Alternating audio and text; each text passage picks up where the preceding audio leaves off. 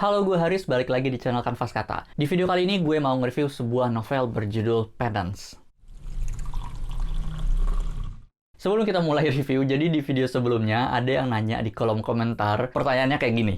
Jadi dia nanyain yang ada di rambut gue ini apa gitu. Ternyata kalau dari kamera atau dari layar yang ini nggak terlalu kelihatan. Dan bahkan Kang Agi nebak ini jangan-jangan mic gitu atau clip on mic. Nggak, mic gue taruhnya di sini. Cuman karena biasanya gue rekam video baju gue tuh agak gelap, hitam, dongker gitu. Jadi warna mic yang hitam ini ketutupan atau samar-samar. Nah, jadi yang ini tuh jepit rambut.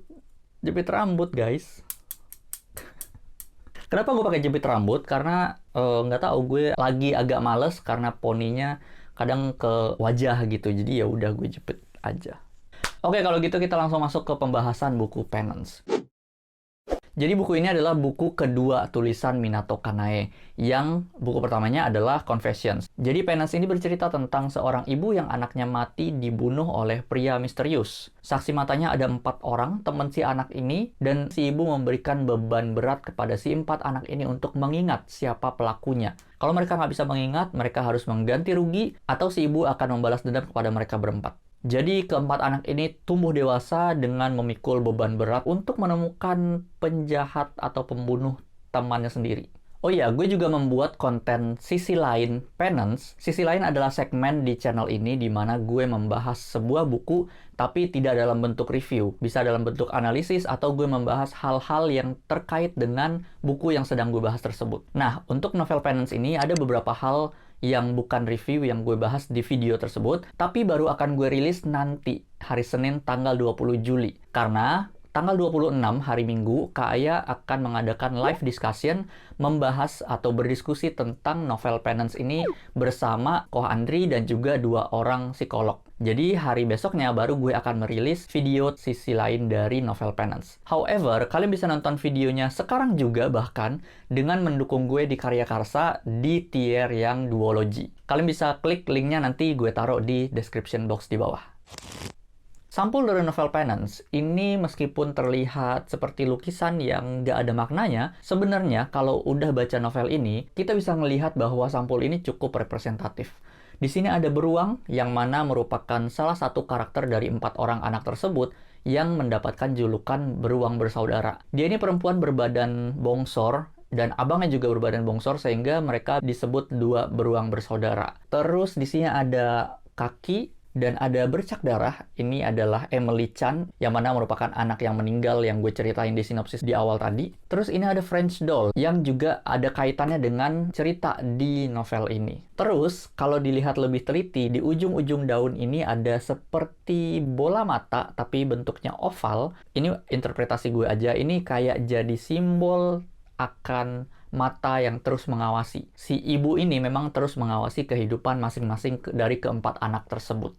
Jadi itu tentang sampul novel Penance yang gue cukup suka, warnanya colorful tapi ternyata ada makna di balik hal tersebut.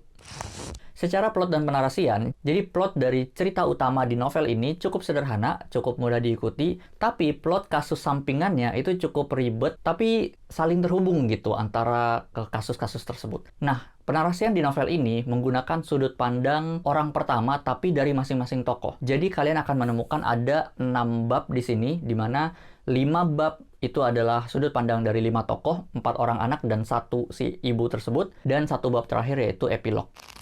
Kesan gue saat membaca novel ini. Jadi novel ini kan bergenre Iyamisu, yang merupakan, kalau nggak salah gue, adalah subgenre dari genre thriller. Iyamisu adalah subgenre yang ceritanya itu biasanya menimbulkan perasaan jijik atau tidak nyaman secara psikologis bagi si pembaca. Gue akan memberikan trigger warning buat kalian yang mau membaca buku ini kalau kalian sensitif terhadap isu child abuse atau pedofilia, karena 2 unsur tersebut cukup kuat di novel ini.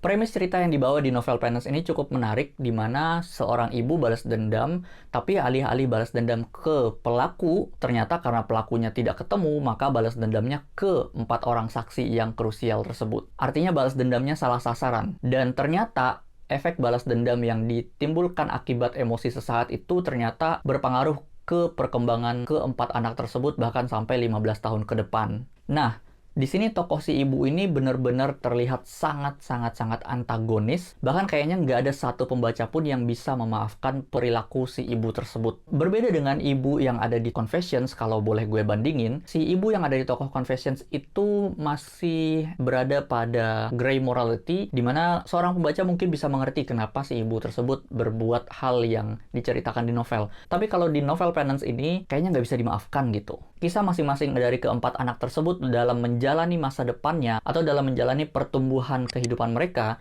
itu cukup menarik untuk diikuti, meskipun ada beberapa dari cerita-cerita sampingan tersebut yang ditarik terlalu jauh sehingga membuat gue agak kurang fokus ke kasus utamanya. Nah, itu menimbulkan perasaan bosan saat gue membaca buku ini. Tapi itu hanya ada di beberapa part aja. Nah, meskipun begitu, detail-detail yang disampaikan di setiap ceritanya, di setiap tokohnya, itu saling terkait masing-masingnya. Meskipun terkesannya terpisah. Jadi nanti di ujung itu diliatin kaitan semuanya. Jadi kalian harus benar-benar pay attention to detail saat membaca novel ini.